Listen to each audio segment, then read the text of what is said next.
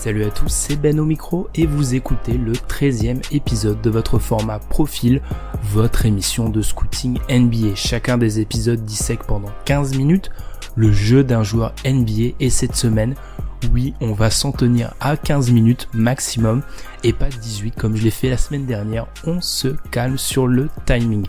Une émission scouting que vous retrouvez en avance presque tous les mercredis soirs à 20h sur YouTube et le lendemain en fin de journée sur les plateformes habituelles où vous pouvez écouter nos émissions. Pour m'accompagner cette semaine, le scout de la semaine, Tom. Ça va, Tom? Ouais, ça va et toi? Écoute, en forme pour mon 3e profil là déjà.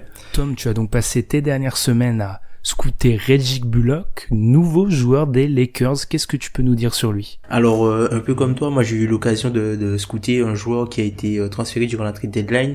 Donc du coup, ça a été intéressant de voir l'évolution de son jeu entre les deux équipes. Alors oui, je vais donner le nom du joueur, donc c'est Reggie Bullock, qui a été transféré aux Lakers et qui était auparavant à Détroit.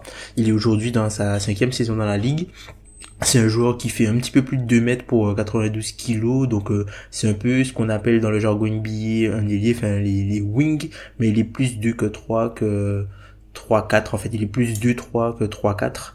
Donc c'est un joueur qui a été drafté par les Clippers en 2013 en fin de premier tour et qui est désormais dans sa 4e franchise, puisqu'avant il a fait les Clippers, il est parti après à Phoenix. Il a ensuite réalisé une majeure partie de sa carrière à Détroit, c'est là où on l'a vraiment découvert. Et mais du coup maintenant il est aux Lakers.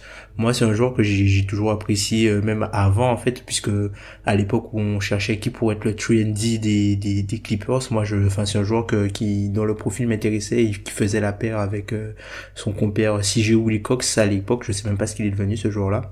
Mais pour revenir en fait sur Reggie Bullock, donc c'est un joueur qui est plutôt offensif, c'est un joueur qui a de bons fondamentaux d'équipe, c'est-à-dire que c'est un joueur qui va être intraitable sur du placement, ses déplacements ils sont très bons, c'est-à-dire qu'il fait des déplacements comptés, c'est très précis, et sur le replacement, même si on le verra un petit peu plus tard défensivement, c'est pas son point fort, mais il se replace quoi, il fait les efforts. En gros, Reggie Bullock est devenu un véritable titulaire NBA, notamment à Détroit où il a par exemple commencé tous les matchs auxquels il a participé. Il joue près de 30 minutes par match et ça montre un vrai signe de confiance de la part du coach. Donc à Détroit, il jouait un peu 2-3, il était souvent associé à Brown, à Kennard, à Stan Johnson ou à Glenn Robinson dans le petit front de court, on va dire, sur les postes 2 et 3 avec essentiellement les 3 gros monstres de l'équipe. De ce que j'ai vu, en fait, c'est un joueur qui prend très rarement, quand il était à Détroit, le meilleur attaquant adverse à l'aile ou à l'arrière. Donc c'était plutôt la tâche de Brown, qui s'occupait du meilleur extérieur adverse, et lui il s'occupait en gros il était un peu caché puisque la défense n'est pas son point fort. Donc essentiellement sur le terrain, c'est un joueur qui était là pour finir les actions.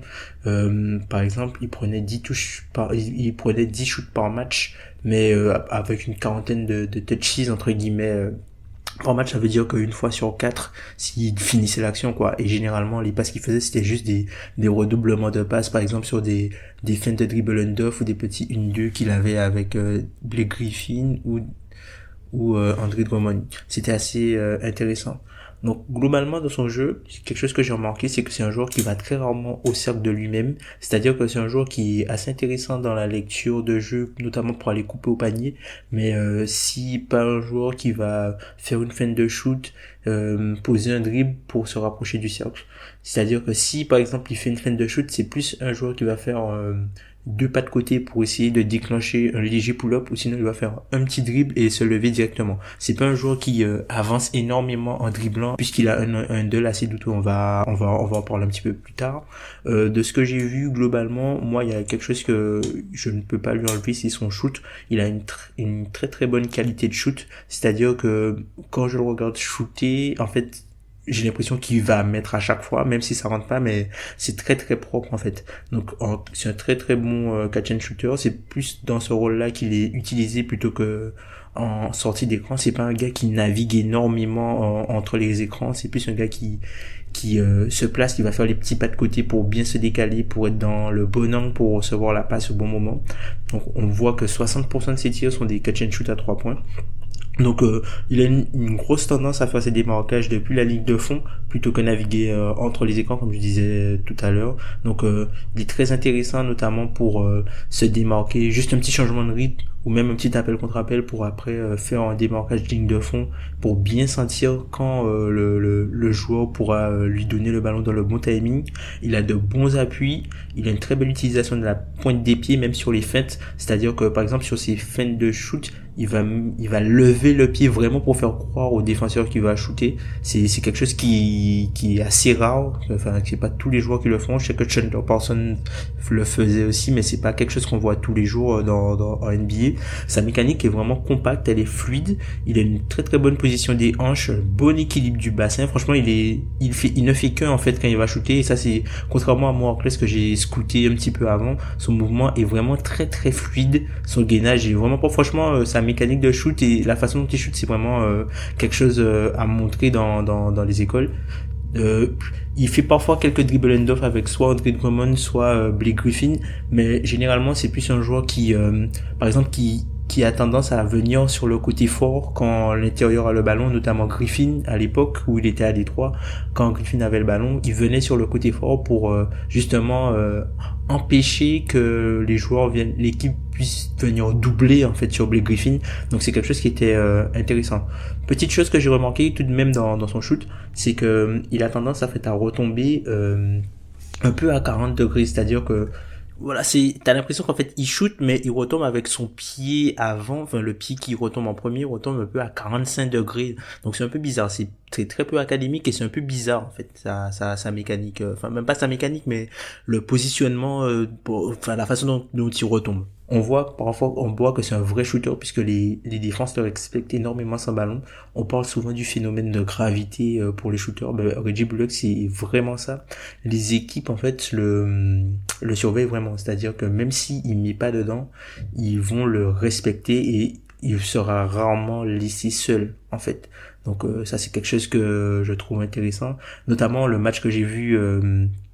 Le match contre Denver de Détroit que j'ai vu, il y a un cut en fait où Barton anticipe sa course vers la ligne de fond et Bullock anticipe l'anticipation de Barton en coupant en fait vers le cercle et du coup il peut avoir un layup easy quoi. Donc c'est vraiment un joueur qui est respecté de ce côté-là. Il sait très bien anticiper les angles de passe pour se rendre visible. Enfin, il a de bonnes mains vraiment. Moi j'ai été vraiment agréablement surpris par son jeu offensif et sa science du jeu, sa façon de se déplacer. C'est un peu vraiment un gars comme Jim Jones, un peu le Jim Jones qu'on a connu aux années Phoenix ou même à Miami aux côtés de LeBron.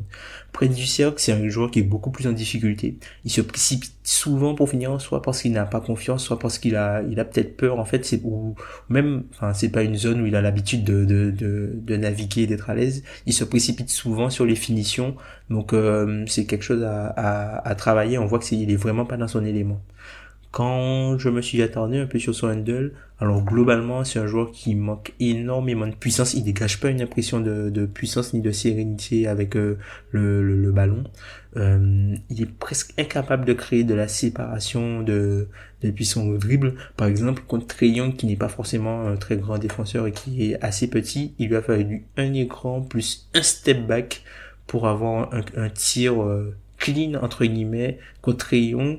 Donc c'est compliqué quoi, il arrive pas à se créer ses shoots de lui-même, donc c'est un joueur qui va essentiellement avoir besoin d'un gars pour lui créer ses actions et d'être simplement le spotted shooter ou le catch and shooter qui crée du spacing et qui bénéficie en fait de positions et de shoot clés en main entre guillemets pour sanctionner l'équipe adverse.